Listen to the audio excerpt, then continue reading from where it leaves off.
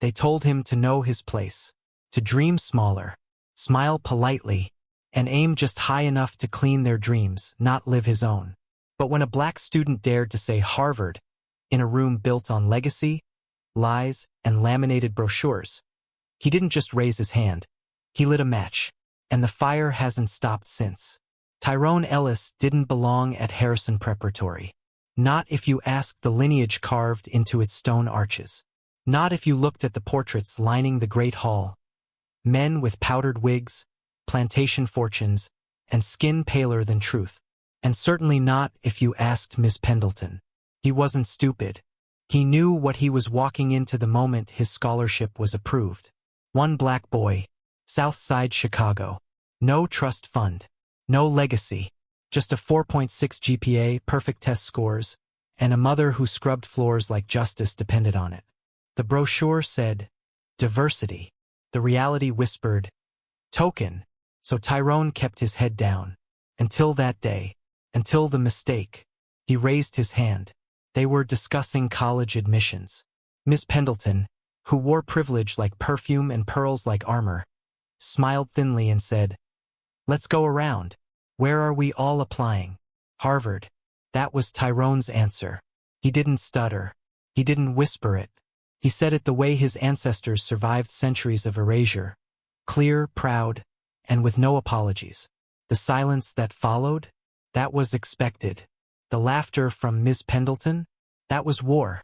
Oh, honey, she said, her voice thick with that sweet southern syrup that always precedes the knife. Shoot for the stars. But let's keep our feet on the ground. Shall we? Harvard's not exactly hiring janitors right now. The room held its breath. Marcus Wellington III, heir to a hedge fund, choked on his own entitlement. Maybe he thinks they need someone to mop the dorms. Paige, perfect grades, permanent tan from ski trips, snorted like he was the joke and she was the punchline. Tyrone didn't move, didn't blink. The only thing louder than the mockery was the sound of his blood boiling in his ears. I mean, it's cute, Pendleton added. But Harvard has, standards. Standards. The word dropped like acid on concrete. She meant connections, pedigree, skin tone. She meant, not you. Tyrone reached into his backpack, pulled out the essay, the one he'd spent 6 months crafting, the one his mentor cried reading. Titled, Why Harvard Needs Me. He walked slowly, each step a sentence, each breath a rebuttal. Laid the essay on Pendleton's desk. This, he said, calm as an executioner, is the essay you'll pretend not to read when I make it in. Then, without breaking eye contact, he picked it up and dropped it in the trash. Silence. Miss Pendleton's lips twitched like a glitch in the matrix. Tyrone turned, walked out, never looked back. But someone was filming. From the back corner. Quiet. Steady hands. A 43-second clip. By sunrise, it would hit 2.7 million views. By noon, Harrison Prep's name would be trending alongside phrases like academic lynching and polite racism. And Ms. Pendleton? She had no idea that moment would be her legacy. Or that Tyrone Ellis had just lit the first match.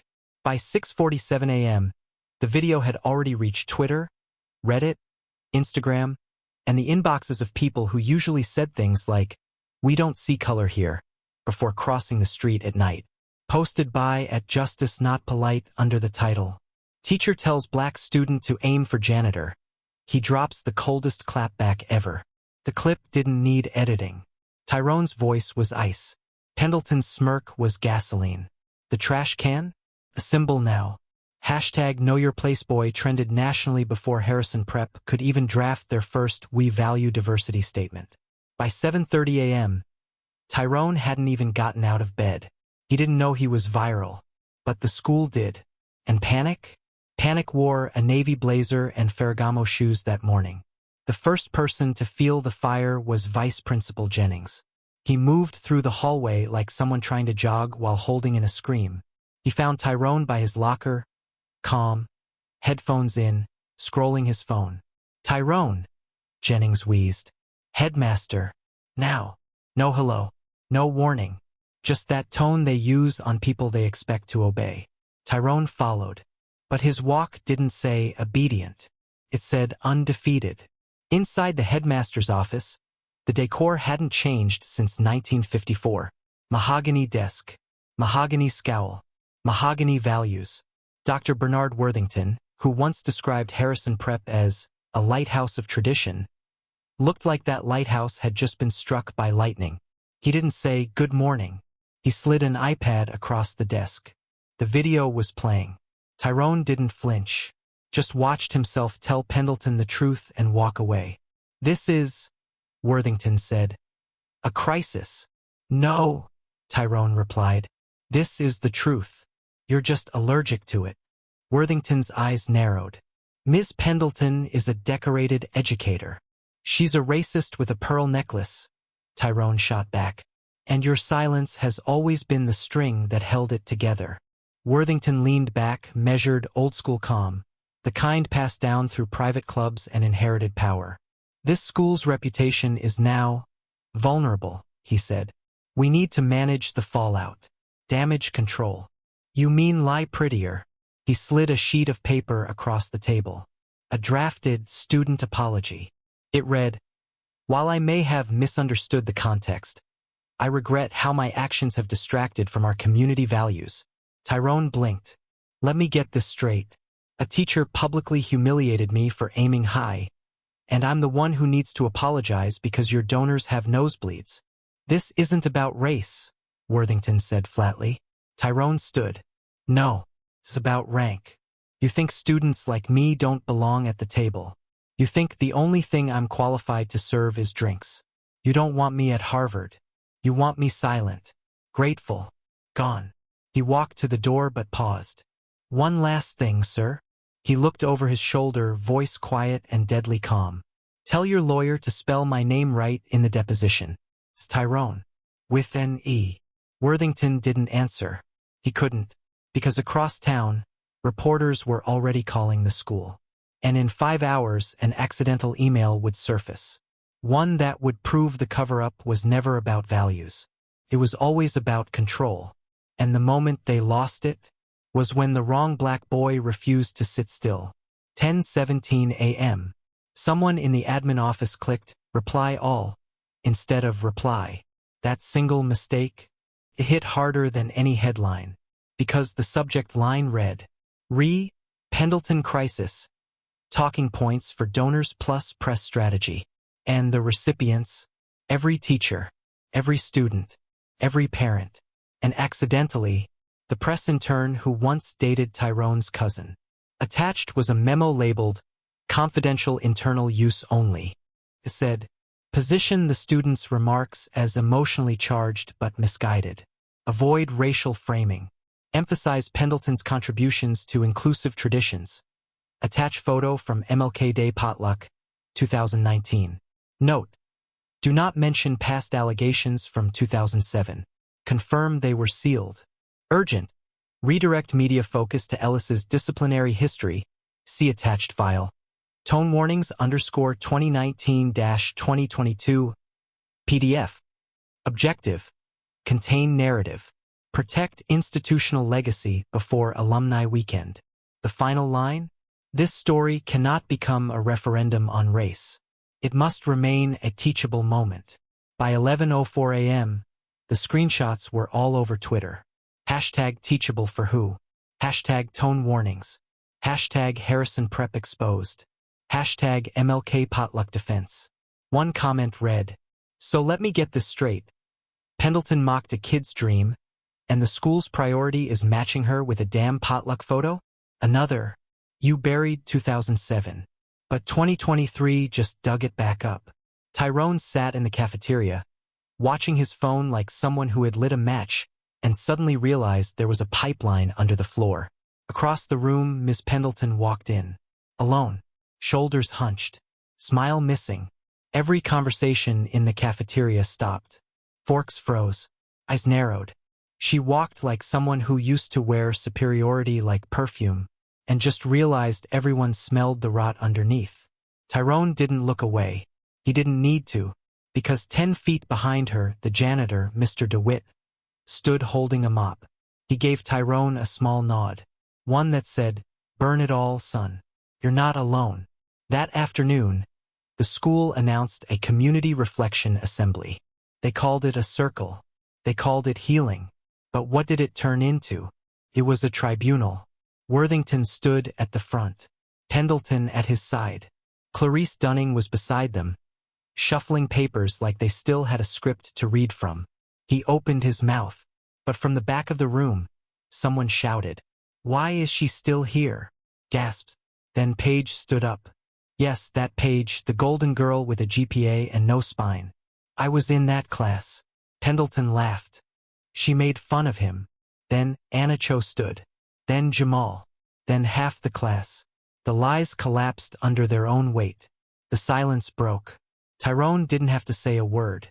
Because of the room, it was already speaking for him.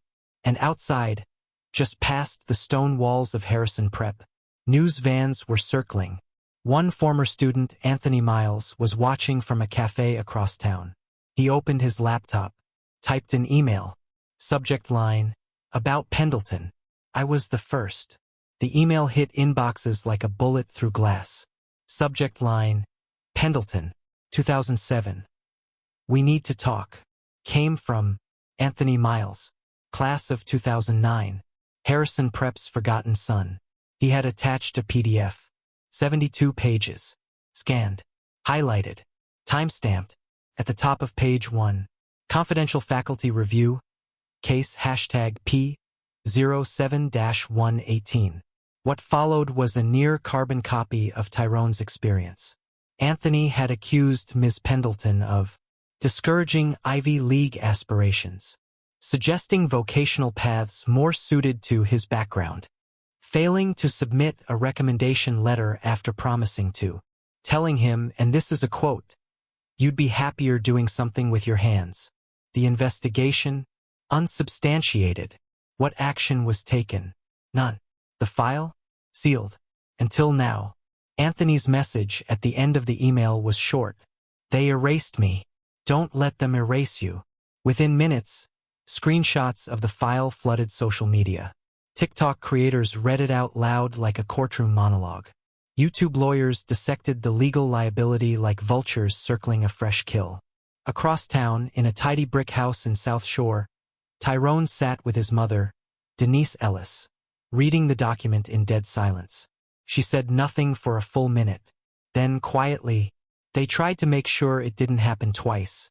But it did. And this time, they picked the wrong son. At Harrison Prep, chaos cracked the walls. In the teacher's lounge, faces turned pale. Miss Pendleton didn't show up. Her classroom sat locked. Her nameplate was removed, but her shadow stretched across every hallway. An emergency board meeting was called for 6 p.m., but that didn't stop what came next. Because outside the school gates, over 300 students were gathering. Not with chants, not with signs, with silence. They formed a ring, held mirrors, real handheld mirrors, facing inward, a reflection of a system built on selective visibility. At the center, Tyrone, holding one sign, "Know your place." Below it, "Good, because it's right here." Inside, the board's worst fear was materializing. Dr. Worthington paced. Clarice Dunning sat frozen, phone in hand, watching the donations tracker drop by the second. And just as panic reached full boil, a news anchor's voice echoed from the conference room TV. Former Harrison student Anthony Miles, now a civil rights attorney, has issued a formal statement alleging a cover-up spanning 16 years. Click. Worthington muted the TV. His jaw was clenched. "This isn't just a scandal anymore," he hissed. "It's an indictment."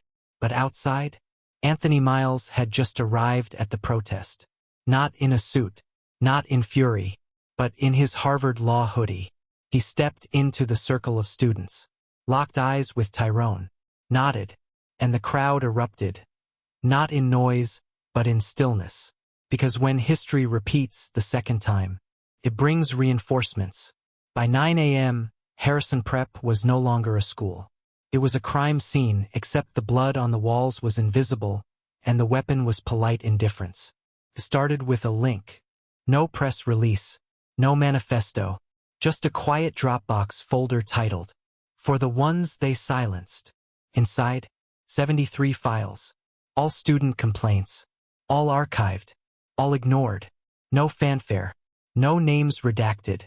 Just receipts, raw, unfiltered, damning. Some went back 20 years. And sitting at the top, a folder labeled, Pendleton Alumni Level Cases. Click. First file. 1996. A student named Malcolm Green filed a formal complaint. He'd been accused by Ms. Pendleton of misusing language in an essay that quoted James Baldwin. She'd marked it with red ink. Too militant. Consider softening tone for academic settings. He never made it to graduation. Left mid-year. Quietly. The case was marked. Escalation discouraged. Alumni-donor conflict. Next file. 2001. A girl named Rashida. Advanced placement lit. Pendleton refused to recommend her for Yale. When questioned, she wrote, "She lacks institutional fit. English is not her home language. Essays read emotionally, not academically. Final note, refer her to community college pipeline instead." And just like that, the lie unraveled. Pendleton hadn't lost her way. She had a pattern, a record, a history the school had curated like fine art, except instead of paintings, they preserved prejudice under glass. By lunchtime, screenshots hit Reddit. The post title? Harrison's Hidden Files. What They Didn't Teach Us in AP Ethics. Within an hour, the post had over 50,000 upvotes. The Dropbox link crashed from traffic. Across campus, students printed out pages and taped them across every wall of the academic hall. They called it the Wall of Whispers. 73 pages. Each one a gravestone, a name, a dream, a denial. In the center, a printed screenshot of Anthony Miles standing next to Tyrone. Two black boys from different decades. Same story, same enemy. Someone had scrawled in red Sharpie under the image. They buried us. They forgot we were seeds. That night, the board met again. Tight-lipped and sweating in their $3,000 suits. But someone was missing. Clarice Dunning. She had resigned that morning, left behind an empty office, and a flash drive taped under her desk. On it, private recording. Date stamped. 3 weeks ago. Voices. Pendleton, Worthington, and Dunning. He's sharp. Could make noise. Then distract him with praise. A scholarship. Keep him out of trouble. And if he fights back, then we remind him, politely, where the ceiling is. The next morning, that audio hit YouTube. 1.7 million views in 9 hours. Title? How They Break You Without Ever Raising Their Voice. By dawn, 3 major donors had pulled their support. One wrote, "I used to think legacy meant tradition. Now I know it means cover-up." And Harrison? It was out of lifeboats. Because now, the ghosts of the past had names. And those names were screaming. They called it a hearing. As if Tyrone Ellis was about to be heard. As if the oak-paneled walls of room 204, with their oil portraits and overpriced silence, were interested in justice instead of damage control. The honor board sat in a perfect arc. 7 faculty members dressed like grief counselors, pretending to be neutral. At the center, Dr. Bernard Worthington, in a navy suit 2 sizes too big for his conscience. Tyrone stepped in wearing no tie, no blazer, just a plain white shirt, perfectly ironed, perfectly blunt. His hands were empty, but everyone in the room felt like he was holding a match. "Mr. Ellis," Worthington began, voice slick with pretense, "we appreciate your willingness to participate in this internal review. Our goal today is not disciplinary. It's restorative." Tyrone raised an eyebrow. "Restore what exactly?" "Your image." Clarice Dunning's seat sat empty. A substitute, Ms. Reardon, head of advancement, spoke up, clutching a red folder like a holy book. "You've caused significant unrest among students and faculty, Mr. Ellis. Unauthorized protests, circulation of unverified documents." Tyrone cut in. "Unverified? I just saw Pendleton's name in a 20-year-old complaint. Same language, Same sabotage. You people collect oppression like antique china and pretend it's history. The room bristled. An old man with a Harrison class ring and a southern accent leaned forward. Son, no one's questioning your experiences. But tone matters. Delivery matters. You're dividing the school. Tyrone stared straight through him. No, you divided it. I'm just the first one who didn't whisper about it in a hallway. Then the screen flickered to life. Miss Pendleton. Zoom call. Camera off. Mic on. Let's stop pretending this is a misunderstanding, she said coolly. This boy is playing the victim because he didn't get coddled. Worthington flinched. Sandra. No, Bernard. I'm done. This school is bending over backward to protect someone who clearly has a problem with authority. He's been combative since day one. Then her camera flipped on by mistake. Behind her, a whiteboard. Student names. Next to Tyrone's? Too reactive. Not leadership material. Next to another girl's? Muslim. Not ideal for speaking roles. One name had just a note. Single mom. Avoid admissions spotlight. And right there at the bottom of the whiteboard, legacy over merit. Quiet over bold. Predictable over brilliant. No one breathed. A young student rep, Anna Cho, 17, a future constitutional lawyer, quietly pressed record on her phone. Pendleton, unaware, kept talking. Frankly, if we give this boy the mic at graduation, he'll turn it into a protest rally. Tyrone stood slowly. I don't want your mic, he said. I want your masks off. Silence. Worthington looked like someone who had poured cold water on his privilege. This is a private conversation, he barked. No, sir, Tyrone replied. It's public now. You just haven't accepted it yet. And with that, he walked out. No door slam. No speech. Just the sound of reputation bleeding quietly into carpet. Outside, the hallway buzzed. Phones. Whispers. TikToks already loading. And behind him, a school that had finally looked in the mirror and saw a monster wearing a faculty badge. Monday, 8:07 a.m. Normally, Harrison Prep's quad would be a mosaic of monotony. Lacrosse bags, overpriced coffee, and legacy kids practicing fake humility. But not today. Today it was war. Hundreds of students stood shoulder to shoulder in a coordinated protest. Not a shout, not a chant, just presence, quiet, deliberate resistance. And all of them were dressed in black, duct tape across their mouths. Written in bold white Sharpie across the tape. Know your place. The words Pendleton never said but had always enforced. And there, standing at the front like a lightning rod in a thunderstorm, was Tyrone. He wasn't leading chants. He wasn't holding a sign. He didn't have to. His presence alone had become a threat. From the administration building, Dr. Worthington stood behind tinted windows, staring out like a general watching his fortress crumble. His phone buzzed every 15 seconds. Emails, press inquiries. Board members are screaming for a narrative. But what about the students? They weren't asking questions anymore. They were making statements. At 8:12 a.m., the intercom screeched to life. Students are required to disperse immediately. Attendance is mandatory. Anyone refusing to return to class will be marked truant. No one moved, except Paige. Yes, that Paige. Once Harrison's golden girl, now Tyrone's unlikely ally. She stepped forward and ripped the tape off her mouth. If standing with him means being marked truant, I'll take the absence. Gasped. Then Marcus followed, then Anna Cho.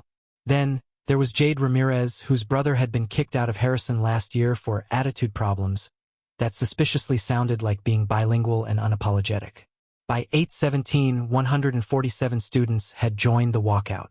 By 8:30, it was over 300. The faculty panicked. The administration scrambled. The school's PR team started begging students not to speak to the media.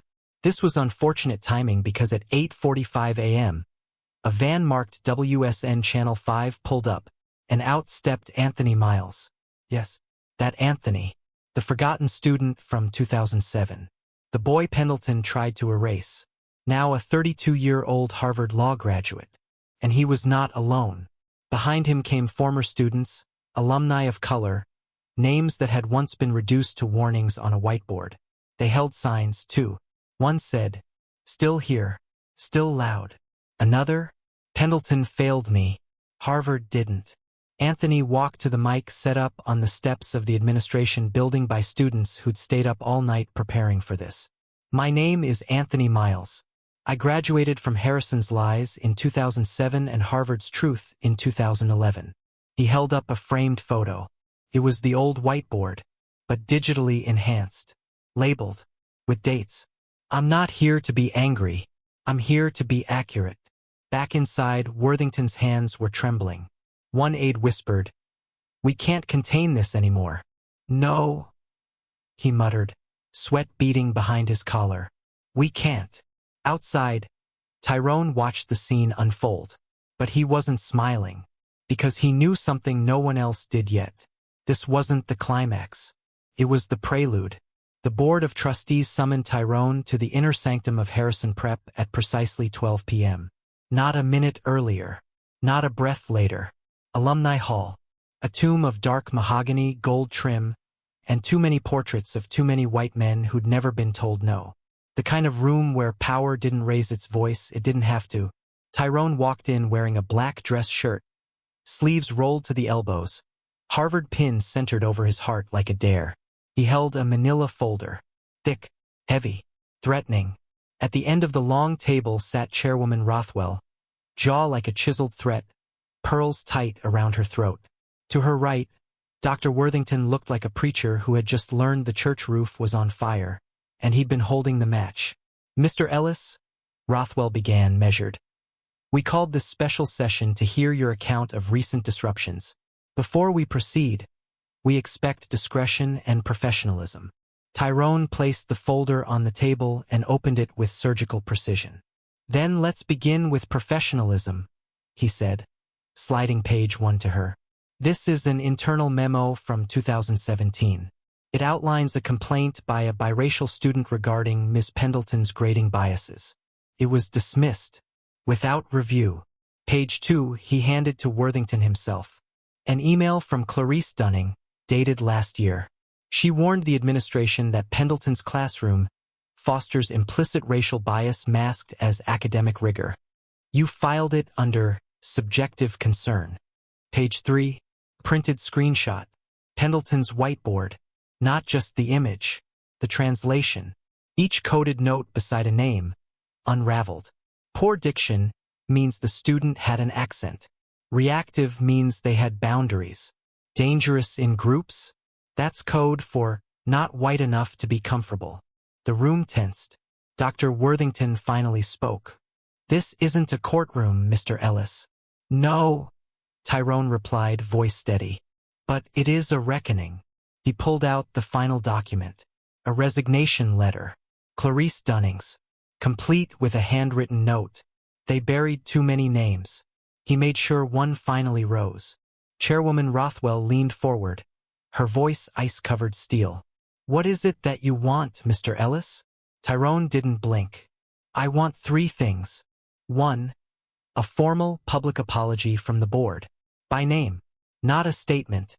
An admission. 2. The revocation of Pendleton's tenure. Full separation. No pension backdoor. No quiet retirement. And 3. Mandatory equity training for all staff and an independent student oversight committee, with veto power." Rothwell scoffed. "You're asking us to gut our institution." "No," Tyrone said, rising. "I'm offering you a chance to rebuild it. Otherwise," he reached into his bag, pulled out a USB. "Everything in this folder, I have digitized, time-stamped, and stored it in a Dropbox set to go public at 6 p.m. tonight." Worthington went pale. "You're blackmailing us?" "I'm warning you," Tyrone said, low, "that your time pretending to care is up. Either your apology opens the live stream, or your downfall headlines it." Silence. Then, from the far end of the table, Board Member Patel, silent all meeting, raised his hand. "I move we vote to comply." Rothwell turned toward him, stunned. "Seconded." Came a voice, then a third. The motion passed, 4-3. Tyrone turned toward the door, and this time, every suit in the room stood. At 5:59 p.m., Tyrone Ellis sat in front of a borrowed desk inside his mother's living room. No props, no production, no logo in the corner, just a Harvard t-shirt, a hard stare, and a message sharp enough to leave scars. At exactly 6 o'clock, he went live. By 6:01, the viewer count passed 50,000. By 6:04, it had doubled. He didn't say hello. He didn't smile. He didn't ease them in. He leaned forward into the camera and said, "For 4 years, I was told to keep my head down, to be grateful, to know my place. Tonight, I'd like to return the favor, to show you exactly where that place was." Slide 1. An email chain between Dr. Worthington, Chairwoman Rothwell, and Clarice Dunning. Subject: Managing the Pendleton Optics. We must avoid the appearance of structural bias. If we let one angry student set the narrative, others will follow. No legacy ties, no donor family. Minimal risk. Minimal risk. The comments section detonated. Slide 2. The 2007 investigation file. The one about Anthony Miles. The one they buried. The report had a single sentence circled in red. Students' academic ambition is considered unrealistic given socio-economic background. Translation: Tyrone said, deadpan. They thought being black and brilliant was a glitch. Slide 3. A spreadsheet. Internal faculty notes. Color-coded. Pendleton's digital whiteboard. Every student of color with a mark. Every note decoded. Unlikely alumni contributor equals too poor. Too reactive equals talks back. Difficult parents equals parents who ask questions. Not Harrison material equals not white. Not wealthy. Not quiet. Slide 4. Tyrone's freshman year referral form. Offense. Tone. Description: Student corrected historical inaccuracy in class. Without permission. He looked into the camera. They punished me for knowing my history, and they taught me this. When you tell the truth too loud, people call it disruption. Then came the final slide. His father's senior photo. 1996. Valedictorian. Next to it, the speech they never let him give. Tyrone read it aloud. Legacy is not what we leave behind. It's what we refuse to let them erase. To every child who's been told to stay in their lane, build your own highway. Then Tyrone added, they silenced him. They mocked me, but we're still here. And now we're loud. He held up his Harvard acceptance letter, then set it down. It closed with the line that cracked the internet in half. I didn't break their rules. I exposed them. The live stream ended, but the fire kept burning. By 7 p.m., the school's board inbox had over 10,000 messages. By 7:15, #KnowYourPlace trended worldwide. By midnight, for more donors pulled out. A former teacher released her own story. A state education official announced a formal review. At 8:42 p.m., someone walked through Harrison Prep's Legacy Hall with a post-it. They stuck it beneath Tyrone's father's faded portrait. 2 words, in all caps. Mike back. Graduation day. Rows of folding chairs stretched across Harrison Prep's manicured lawn like a stage built for redemption or denial. The sky was too clear. The smiles too forced. The banner is too bold. A legacy of excellence. And behind that banner stood every lie they had ever told. Tyrone Ellis sat in the third row center, cap in hand, Harvard pin tucked beneath the collar. His name was not on the program. He wasn't selected to speak. That spot had belonged to Marcus Wellington III. But Marcus withdrew. Quietly. 2 days ago. The school never said why. So when Principal Worthington approached the mic, clenching the speech he'd rewritten a dozen times, he looked like a man hoping the storm had passed. Before we begin the distribution of diplomas, he said, we have a last-minute change in our program. A pause. A shift in the air. Mr. Tyrone Ellis has requested to say a few words. We have agreed. No applause. Just silence. Then movement. Tyrone rose. Walked. Every step felt heavier than the last 4 years combined. He took the podium. No notes. Just truth. "Good morning," he said. "My name is Tyrone Ellis. I wasn't supposed to be here today. Not because I failed, but because I didn't fold." He looked out at the crowd. The parents. The press. The pearl clutchers. "See, Harrison teaches a lot of things. Some in class. Most in silence. I learned that success here isn't about excellence. It's about obedience. I learned that if you speak too loudly, they call you angry. If you dream too big, they call you delusional. And if you're black and dare to correct the record, they call you disruptive." Gasps. Shifts in chairs. One board member looked ready to vomit. "But I also learned something they didn't mean to teach. That silence is collaboration. That polite racism is still racism. And that sometimes the best education happens when you burn the syllabus." He pulled out a folded page. His father's speech. In 1996, the valedictorian was silenced for writing this: "Success is not just what you achieve. It's what you survive. And legacy isn't inherited. It's earned when you stand, even when you're the only one standing." He looked at Worthington. "Your institution taught me how to fight. Not with fists, with facts, with fire, with voice." Then he stepped away. But before he did, he whispered, "This wasn't a speech. This was a mirror. Look closely." He left the mic. And the crowd rose. Not all of them, but enough. A standing ovation built on ashes. Behind him, Mr. DeWitt, the janitor, the man with more degrees than half the staff, nodded once. And somewhere beneath the stage, buried in the concrete legacy of Harrison Prep, the system cracked. Because that morning, a black boy didn't just graduate. He rewrote the institution that tried to erase him. Some stories end with applause. This one ends with a mirror. Because what happened to Tyrone Ellis wasn't an isolated mistake. It was a symptom of a system that smiles in your face, while erasing your future behind closed doors. But Tyrone didn't flinch. He didn't bow. He stood. And in doing so, he taught every student who's ever been told to stay in their lane that sometimes the most powerful protest is simply daring to believe you belong. This wasn't just about Harvard. It was about dignity, about how quiet racism hides behind polite titles and polished hallways, about how one voice backed by truth can crack the ivory tower. So if you felt something today, if your heart burned a little or your memory stirred, then this is your moment too. Don't stay quiet. Don't look away.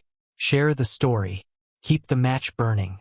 And if you believe these stories deserve to be heard, subscribeto story precious, where voices long ignored finally speak, and justice gets the last word.